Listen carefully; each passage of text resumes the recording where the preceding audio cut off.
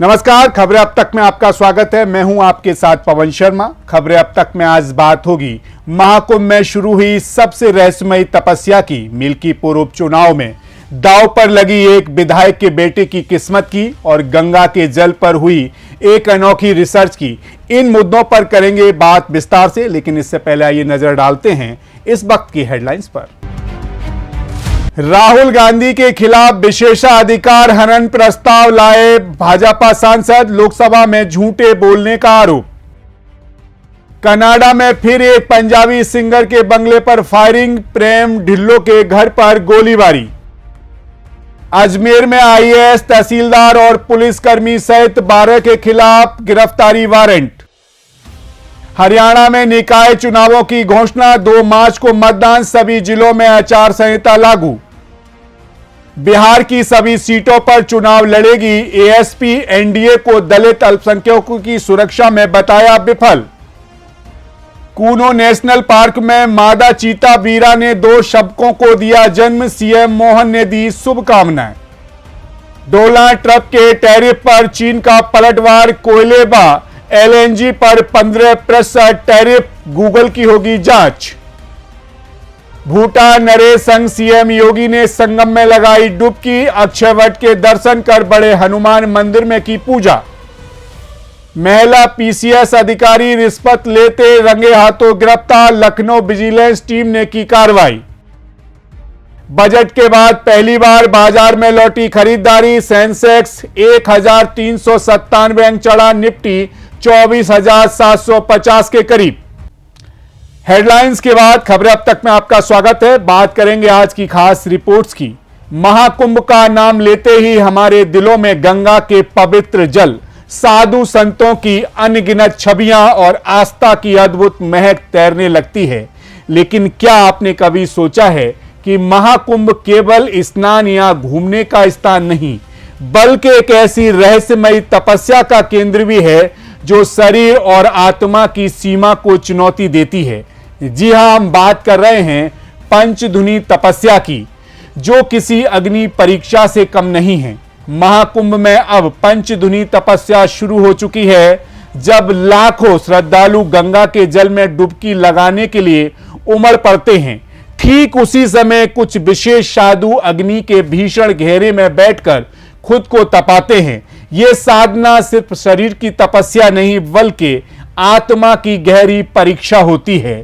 पंचधुनी तपस्या में साधक अपने चारों ओर जलती हुई आग के घेरे बना लेते हैं और इन लपटों में बैठकर ध्यान लगाते हैं। सोचिए, जब आग हर कण आपके शरीर को छूने को तैयार हो तो क्या होता होगा। साधारण इंसान के लिए ये मौत से भी खतरनाक लगता है, लेकिन इन तपस्वियों के लिए ये कुछ और ही है। ये एक ऐसी साधना है जो उन्हें अपने भीतर की शक्ति को महसूस करने का एक अनमोल अवसर देती है। ये तपस्या विशेष रूप से वैष्णव अखाड़े और दिगंबर अखाड़ों के साधुओं के द्वारा की जाती है।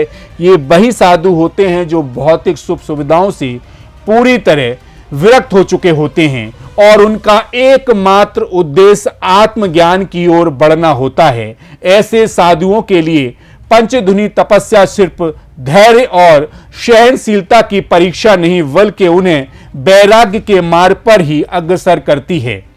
तो अब जब भी महाकुंभ का जिक्र होता है, सिर्फ पवित्र स्नान की तस्वीरें नहीं, बल्कि उन तपस्वी साधुओं की छवि भी आंखों के सामने लाएं, जो आग की लपटों में आत्मसमर्पण कर खुद को एक नई शक्ति से जोड़ता है।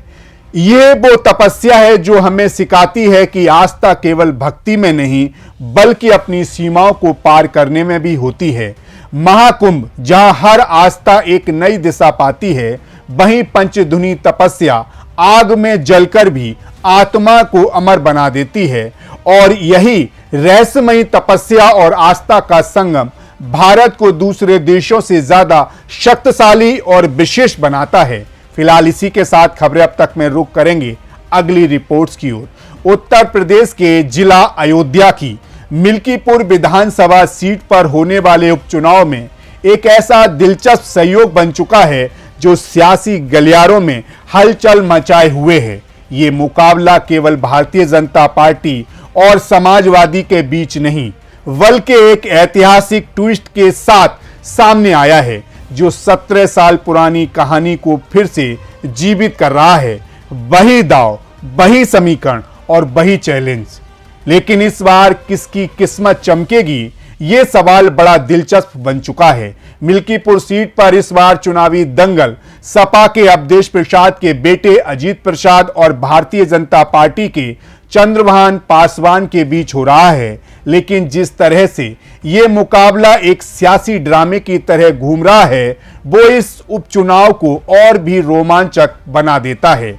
दरअसल मिल्कीपुर में 17 साल पहले भी एक सांसद के बेटे की किस्मत दांव पर थी। 2004 में मित्रसेन यादव के बेटे आनंद सेन ने इसी सीट पर उपचुनाव लड़ा था, लेकिन वो जीत नहीं सके। अब वही कहानी फिर से दोहराई जा रही है, लेकिन इस बार एक विधायक का बेटा जीतेगा या हारेगा, ये समय तय करेगा। लेकिन मिल्कीपुर उपचुनाव की सियासी सरगर्मी लगातार बढ़ती जा रही है। वहीं एक दलित युवती की दर्दनाक हत्या ने सियासी हलचल और तेज कर दिया है। ये मामला अब सिर्फ एक हत्या का केस नहीं रहा, बल्कि ये चुनावी मुद्दा बन चुका है। सपा सांसद अवधेश प्रसाद, जो खुद एक दलित नेता हैं, इस मामले में भावुक हो गए। उन्होंने सार्वजनिक रूप से आंसू बहाए और ऐलान किया कि अगर उनकी बेटी को न्याय नहीं मिला तो वह अपना सांसद का पद छोड़ देंगे। लेकिन भारतीय जनता पार्टी ने इसे नौटंकी करार दिया और कहा कि जब उनका बेटा चुनाव हारने जा रहा है तो वो ऐसे इमोशनल ड्रामे का सहारा ले रहे हैं। ऐसे में सवाल उठ रहा है कि आखिर यहाँ किसकी सियासी चाल चलेगी? क्या मिल्कीपुर के लोग इन आंसुओं को सच मानेंगे या फिर भारतीय जनता पार्टी के तर्क को जायज ठहराएंगे? वहीं जैसे मिल्कीपुर में सियासी समीकरण देखने को मिल रहे हैं, उससे एक बात तो तय है कि कहीं ना कहीं समीकरण के आधार पर ही जीत हार का फैसला होगा। दोनों समीकरण क्या हैं, चलिए आपको बताते हैं। पहला, जातीय समीकरण। मिल्कीपुर में 3.23 लाख वोटर हैं और जातीय समीकरण यहां पर बेहद अहम है। सबसे ज्यादा दलित वोटर है और खासकर पासी समाज का वोट सोने पे सुहागा साबित हो सकता है। इसके अलावा यादव, ब्राह्मण, ठाकुर जातियां भी यहां निर्णायक भूमिका में हैं। वहीं मिल्कीपुर में कौन जीतेगा, ये वहां के युवा भी तय करेंगे। जी हां, कल मिल्कीपुर के उपचुनाव में युवा मतदाताओं की निर्णायक भूमिका रहेगी। करीब 47.51% मतदाताओं की उम्र 40 साल से कम है। जिस भी पार्टी विशेष के हक में उनके वोट पड़ेंगे, उसका पलड़ा भारी रहेगा। कैसे, आइए आपको आंकड़ों से समझा देते हैं। मिल्कीपुर में कुल 3,71,568 मतदाता हैं। इनमें से 40 साल से कम आयु के मतदाताओं की संख्या 1,76,567 है। इस तरह से लगभग 47.51% मतदाता युवा हैं। मतदाता सूची के अनुसार मिल्कीपुर में 18 से 29 वर्ष के मतदाताओं की संख्या 77,166 है, जो कुल मतदाताओं का 26.61% है। इसके बाद सबसे ज्यादा मतदाता 30 से 39 उम्र के हैं। इस उम्र के कुल 98,891 मतदाता हैं। अगर 18 से 39 साल की उम्र की सभी मतदाताओं को एक साथ लिया जाए तो 18 से 39 वर्ष की उम्र के मतदाताओं की संख्या 47.51% है। यानी कि देखा जाए तो 18 से 39 साल की उम्र के लोग मिल्कीपुर में पार्टियों के विधाता बनेंगे। खास बात यह है कि मिल्कीपुर उपचुनाव में सिर्फ एक सीट का चुनाव नहीं, बल्कि पूरे उत्तर प्रदेश की सियासत का भविष्य तय करेगा। फिलहाल इसी के साथ खबरें अब तक पर रुक कर लेते हैं अगली रिपोर्ट का। आजकल राजनीति में अगर विपक्षियों को कोई ठोस मुद्दा नहीं मिलता तो वे कुछ उल्टा सीधा बयान दे देते हैं ताकि सुर्खियों में बन सकें। हाल ही में समाजवादी पार्टी के सांसद जया बच्चन ने महाकुंभ को लेकर एक ऐसा बयान दिया जिसने सियासी हलकों में तूफान मचा दिया। संसद परिसर में मीडिया से बात करते हुए उन्होंने कह दिया, अगर इस देश में कहीं सबसे ज्यादा गंदा पानी है तो वो कुंभ में बह रहा है। उनका आरोप था कि इसके सफाई पर किसी का ध्यान नहीं जा रहा है। लेकिन जरा सोचिए, अगर हम आपको कहें कि गंगा का पानी कभी दूषित नहीं हो सकता, तो क्या आप विश्वास करेंगे? आपको मानना ही पड़ेगा, क्योंकि ये हम नहीं कह रहे बल्कि वैज्ञानिकों का यही कहना है। गंगा तो युग युगों से इस धरती पर जीवन का संदेश देती आ रही है, चाहे उसका पानी कितना भी गंदा क्यों ना दिखे। कैसे, आइए आपको बताते हैं। गंगा जो न सिर्फ धार्मिक दृष्टि से बल्कि वैज्ञानिक दृष्टि से भी बहुत खास है, हमेशा से चर्चा का विषय रही है। जब हम कहते हैं कि गंगा का पानी अमृत जैसा है, तो ये कोई आम बात नहीं है, बल्कि ये तो वैज्ञानिक रिपोर्टों का हिस्सा है। क्या आप जानते हैं कि गंगा के पानी में ऐसे वायरस पाए जाते हैं जिनका असर बिल्कुल भी एंटीबायोटिक्स जैसा होता है? जी हां, गंगा जल की अद्भुत शक्ति किसी चमत्कार से कम नहीं है। यह बात 1896 में ब्रिटिश वैज्ञानिक हेनवरी ने भी कही थी। उन्होंने गंगा के पानी में एंटीसेप्टिक तत्व पाए थे जो हैजा जैसे खतरनाक रोगाणुओं को मारने की क्षमता रखते हैं। गंगा के पानी में बैक्टीरियोफेज वायरस होते हैं जो न सिर्फ पानी को शुद्ध रखते हैं बल्कि उसे रोग गुण मुक्त भी रखते हैं। वैज्ञानिकों के अनुसार गंगा के पानी में दूसरे वायरस और रसायन भी होते हैं जो विभिन्न प्रकार के रोगाणुओं को नष्ट करने की क्षमता रखते हैं। गंगा का पानी उन क्षेत्रों में भी अपनी पवित्रता बनाए रखता है जहां प्रदूषण सबसे ज्यादा होता है।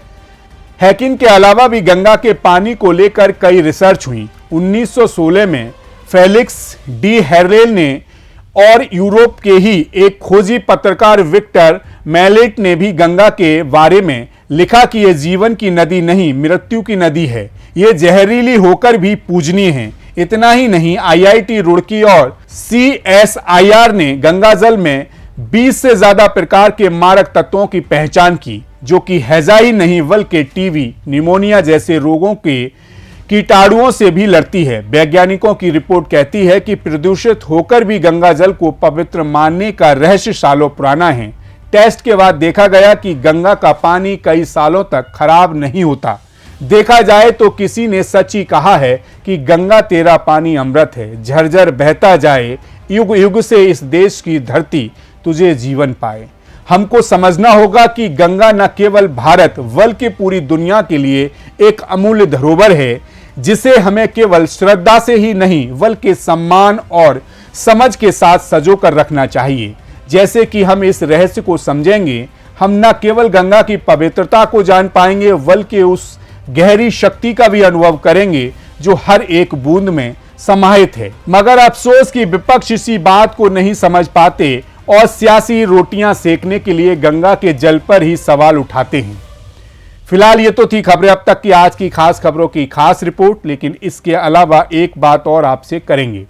महाकुंभ में हाल ही में हुई भगदड़ के बाद महाकुंभ में होने वाली मौतों पर सियासत करना न सिर्फ शर्मनाक है बल्कि इंसानियत को भी ठेस पहुंचाने वाला है।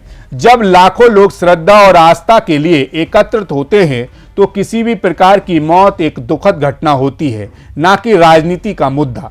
लेकिन इस वक्त इस मुद्दे पर केवल सियासत हो रही है। कोई कह रहा है कि आंकड़े छिपाए जा रहे हैं, तो कोई कह रहा है कि जनता का दिमाग भटकाने के लिए ऐसा कहा जा रहा है। सभी को समझना होगा कि ये वक्त संवेदनशीलता का है, लेकिन राजनीतिक दल इसे अपनी रोटियां सेकने का जरिया बना लेते हैं। मौतें चाहे वो किसी भी कारण से हों, उनका सियासी फायदा उठाना पूरी तरह से अमानवीय है। इस पर सियासत करना न सिर्फ मृतकों और उनके परिवारों का अपमान करना है, बल्कि ये समाज के प्रति भी जिम्मेदारी से भागने का तरीका है। अगर किसी को वाकई इन घटनाओं का दुख है तो उसे राजनीति की ओछी चालों से दूर रहकर समाधान की दिशा में काम करना चाहिए, ना कि इसे अपने फायदे के लिए, चुनावी फायदे के लिए भुनाना चाहिए। ऐसी घटनाओं में सियासत का ताना वाना बुनना समाज की आत्मा के साथ खिलवाड़ करना होता है। फिलहाल इसी के साथ मुझे दीजिए इजाजत और आप बने रहिए सी न्यूज़ भारत के साथ। हर खबर आपके साथ, आपके हाथ।